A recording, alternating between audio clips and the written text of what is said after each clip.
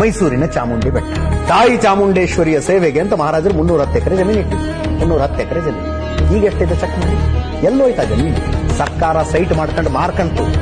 ಈಗ ಚಾಮುಂಡಿ ಬೆಟ್ಟಕ್ಕೆ ನಾವು ಅಭಿವೃದ್ಧಿಗಾಗಿ ದುಡ್ಡು ಕೊಡ್ತಾ ಇದೀವಿ ಅಂದ್ರೆ ಜಮೀನು ಎಲ್ಲೋಯ್ತು? ದೇವಸ್ಥಾನದ್ದು ಶಿವಮೊಗ್ಗದಲ್ಲಿ ಒಂದು ರಾಮಲಿಂಗೇಶ್ವರ ದೇವಸ್ಥಾನ 700 ಎಕರೆ ಜಮೀನು ಇತ್ತು. ಅದು ಕೆಳದಿ ಮಹಾರಾಜರು ಕೊಟ್ಟಂತದ್ದು.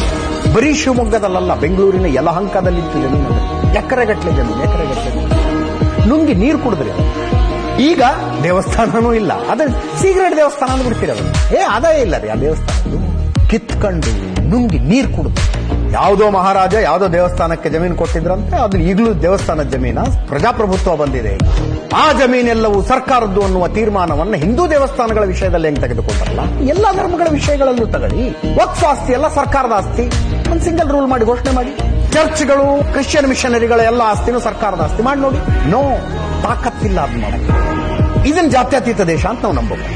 ಸಿ ಗ್ರೇಡ್ ದೇವಸ್ಥಾನಗಳ ಅರ್ಚಕರಿಗೆ ತಸ್ತಿಕ್ ಕೊಡೋದಕ್ಕೆ ಎ ಗ್ರೇಡ್ ದೇವಸ್ಥಾನದ ದುಡ್ಡು ಬೇಕು. ಮೌಲ್ವಿಗಳಿಗೆ ಸಂಬಳ ಕೊಡೋದಕ್ಕೆ ಟ್ಯಾಕ್ಸ್ ಪೇಯರ್ಸ್ ದುಡ್ಡು. ಓಕೆನಾ? ಅದು ಕರ್ಮ.